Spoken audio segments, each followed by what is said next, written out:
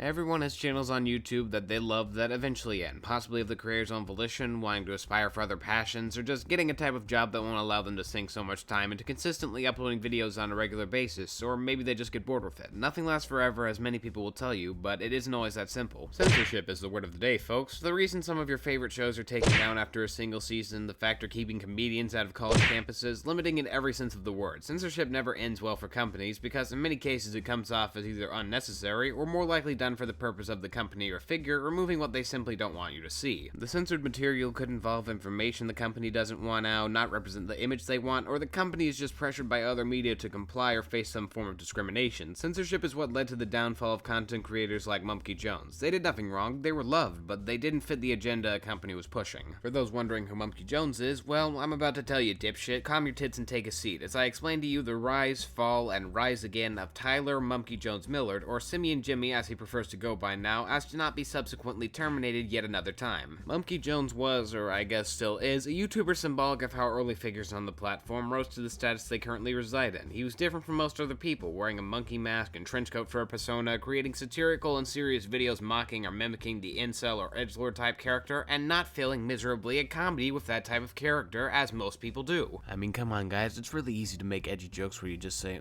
I want to eat some babies and I want to suck the blood of an innocent virgin, but he had class. Mumkey Jones had class. You could even say he was sort of a supreme gentleman, if you will. That individual standout trait got his anime review on Begata H. Kai Yamada's first time, which wasn't really that much of an anime review, passed around on Reddit and becoming a viral video. I'd say he in many ways resembled a more modern Filthy Frank. He used an exaggerated character, talking in a voice deeper than how he usually spoke, about Japanese media in a hugely sarcastic way with plenty of edgy humor. He even had music every once in a while. Tell me you're not seeing the similarities. I can do these snaps because I'm a middle-aged black woman from a 90s comedy, like all the people on Twitter are. Mumkey wasn't simply reviewing anime though, no, that's far too basic. He covered basically anything as if it were an anime. Some of my personal favorites in the series were videos about the Bible and Mein Kampf. They definitely aren't anime, but Mumkey knew that and embraced it. He didn't just do anime reviews either. He made podcasts, wrote books, and had 2 series to pass the torch of anime reviews in the equally memey fashion. His first and most popular series was known as Mumkey's Declassified Blank Survival Guide, obviously based off of Ned's Declassified School Survival Guide on Nick. He had 2 recurring characters throughout his various survival guides, Alexa, an Amazon Echo, and Jumpy Moans, Mumkey's evil twin created from cloning, who yes is a blow-up doll. The survival guides were considered his main series for usually being his longest videos and containing an ongoing story. The end of that story was Jumpy shooting up a school and blaming Mumkey for it when he isn't accepted by Jane Goodall, yeah, the animal rights activist, all incredibly satirical comedy, very obviously. The shooter concept came up a few times in his videos as main aspects of storylines due to Mumkey's other big pull being Elliot Rodger. Elliot was essentially the original incel. He considered every woman sluts who wanted to hang out with jocks and not intellectuals like himself. He had ideas such as locking all women up in prison so men would never get horny. He actually believed this and wrote it all in his long manifesto. His shooting was planned to be directed at a group of girls in his college consisting of beautiful blondes. He tried to open the door, gun in hand, and then found the door locked. He knocked and no one came, so he left. He had plans to turn his apartment into a torture chamber and killed his 2 scrawny roommates and their friends sleeping over to do it, but ended up not going through with it and just killed 3 people for no reason. He got so mad that his plan was falling apart that he just shot 2 random girls on the street. They didn't have anything to do with his plan, he just needed to let out all of that virgin with rage inside of him. The phase before all this happened, phase 0, involved Elliot killing his younger brother, his stepmother, and then stealing his dad's SUV while he was on a business trip so he could run people over with it. His dad ended up not going on the trip, so he used his own car and wasn't really able to kill anyone with it because it was more of a smaller car. He tried shooting into random businesses, some of which weren't even open, and he did kill one guy, but it was just some random guy at a convenience store, not exactly his main target. He shot himself in the head after crashing his car, and that was the end. Everything went wrong for this guy. Not only that, but he had tons and tons of hilarious stories of wasting money and being an incel, thinking the world owes him something. Mumkey saw the obvious potential and began creating videos discussing the many fuck-ups of Elliot and mocking basically everything he stood for. Soon it was hard to separate Mumkey from Elliot videos, and he was fine with that. He still made a modicum of different content, though, don't be fooled. That includes videos talking about the sociopathy of Greg Heffley, reviewing anime products he was asked to talk about, and so on. Through his many popular videos, he made multiple friends, mainly Asperger, a musician, Rusty Cage, the guy behind the Knife Game song, and,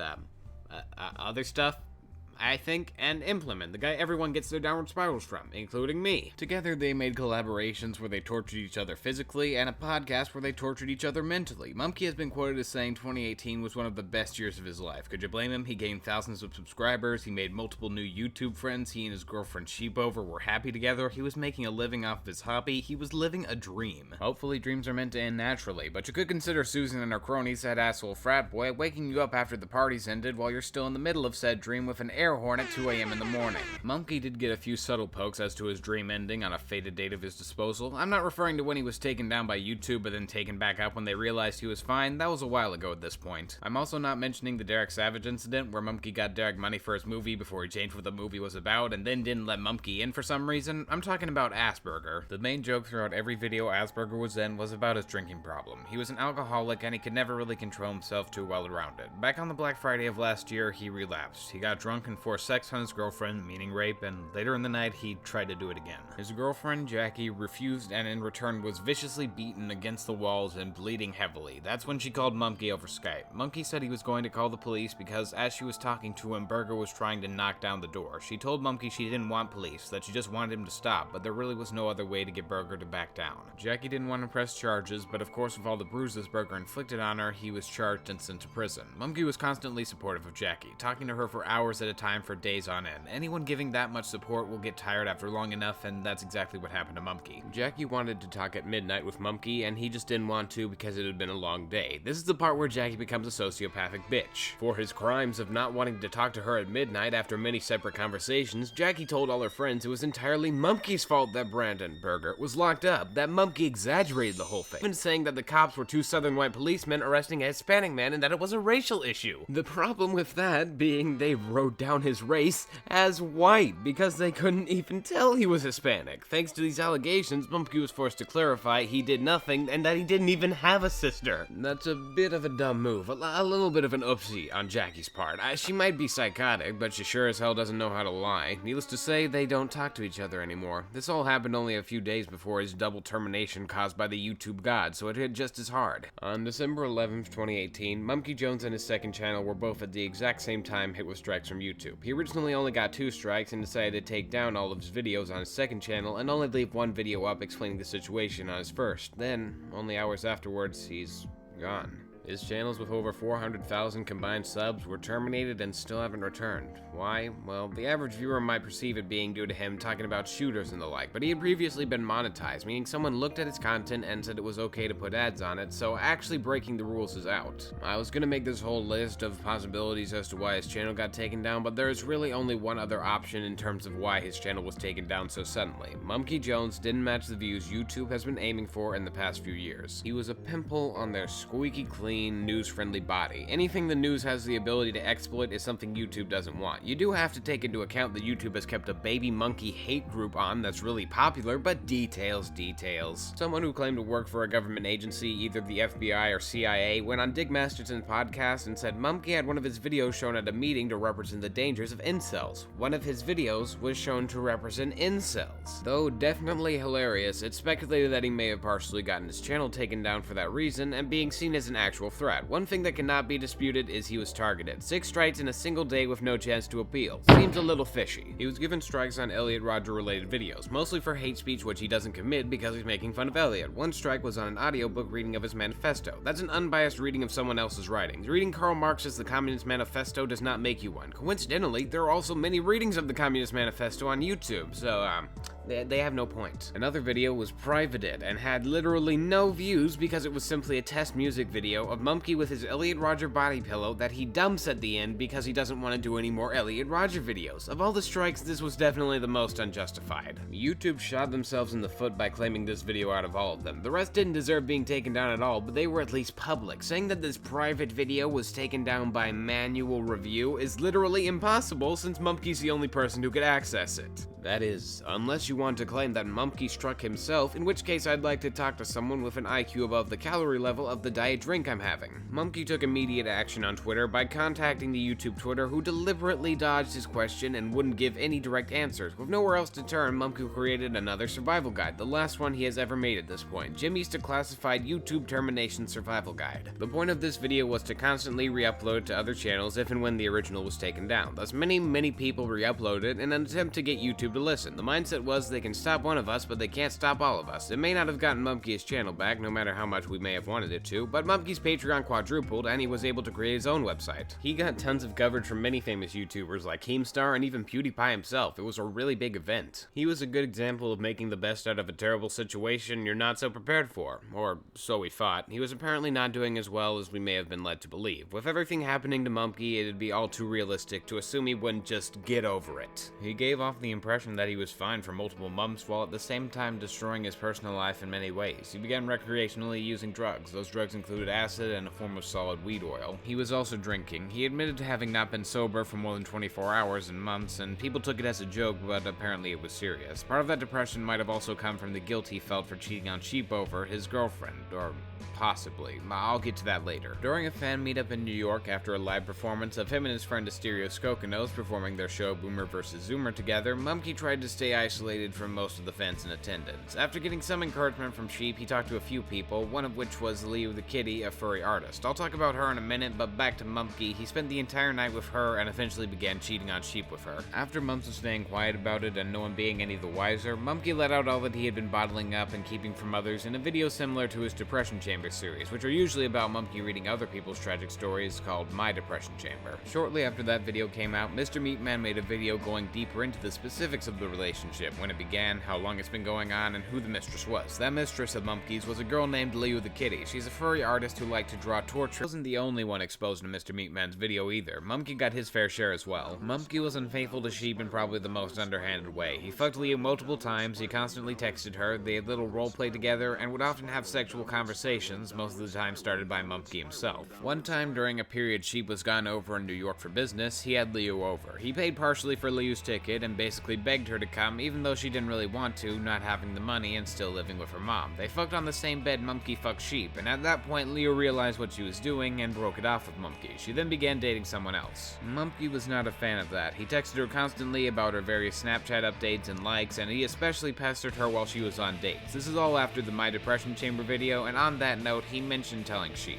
You could assume, only watching from Mumkey's side, that he did it because of the guilt he felt for her and that was the only reason. That's partially untrue. During Mumkey's entire affair with Liu, she asked him why he wouldn't break up with Sheep to be with her. It was due to money. Unbeknownst to most people, Sheepover makes a good sum as a graphic designer. She was the main reason Mumkey was able to live in a house, and if he broke up with Sheepover, he'd probably have to move into a smaller income apartment. This is simply speculation, but it does make sense on Mumkey's not so great income, and if it's true, that's kind of low. Mumkey made a response in the form of a Twitter video, admitting most of what was said in the video was true, and that he took full responsibility for what happened and realizes he has to live with this for the rest of his life. For instance, he says he was never really trying to be malicious, but simply wanted to be with two different women selfishly for the rest of his life. I will not excuse what he did at all. He won't seem to do so either, but through all this, and even through his other various wrong choices I'm about to bring up, he ends up trying to fix them or living with them, and I might not speak for many people, but I can't really hate the guy. He still definitely cares for Sheepover. In his State of Affairs video, he went as far as saying he couldn't recollect a single time in the 3 or so years that he knew her that she did anything bad to him, and that's a reason why what he did was so bad. He goes out of his way in the video to say she did nothing wrong, and that her friend should contact her and help her over the loneliness she might be feeling because of him. He doesn't feel contempt or anything like that for her. As far as Mumkey's testimony goes, they're still on good terms. He clearly does have some mental issues, and though I definitely cannot blame mental issues on all of his actions, I can at least say he owns up to his mistakes and tries to fix them. As anyone can tell through his most recent videos, he's changed his worldview and only wants to be happy and not be as negative for the hell of it. In trying to attain happiness, he's hit road bumps. One of those road bumps was getting back with Liu,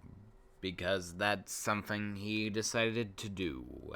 Liu told Mr.MeatMan that she had broken up with Mumkey and that they were completely done, but as I said previously, he continued to talk to her. She told him about the kid, and he said that she would never do something like that, and continued messaging her while she was in a relationship. Presumably, she broke up with her boyfriend and came back to Mumkey sometime after he broke up with Sheep. That's when the tweet showed up. Liu tweeted Mumkey had gotten engaged to her, that he had proposed. Then Mumkey released another long facing-the-camera video explaining things called How I Broke Bad, and the internet exploded. Several people only saw the title and assumed Mumkey had gone and done it, but that wasn't exactly the case. He explained that he had in fact gotten back with Liu, but that they hadn't gotten married. He was having issues with her because she wanted to go back to the 15-year-old. You heard me right. She was torn between Mumkey and a 15-year-old boy, which by the way is totally illegal in every sense of the word. Mumkey gave her a simple question. Who's it gonna be? Me or him? She got into a short 5 to 15 minute call with him and afterwards told Mumkey right to his face, I'm picking him. You can't make this shit up, people. So anyways, Mumkey apparently snapped. He had no idea what to do, and that's when he got a moment he referred to as his Breaking Bad pool scene. I forgot to mention his video was called what it was because it compared his life to the series Breaking Bad. It kind of became a meme because... do I even really need to explain it? He knows it's hilarious, we all know. Nonetheless, the moment where he realized he had an out, a way to jump out of that hole was to say, let's see where this goes. And in a year, if we're still together, and either of us can leave at any time, if we're still together, I'll marry you. It is the most logical decision, after all. I'm sure it'll be a fun story to tell the kids. Oh, son, your mother almost didn't conceive you because she wanted to be with someone about your age when I married her. Oh, those were the days, weren't they, honey? No one seemed to like this decision other than Liu and Mumkey himself, of course. Everyone was open with Mumkey about how this was a terrible idea, how she, literally, not even using the word in the wrong sense, literally was about to walk out on him for a child.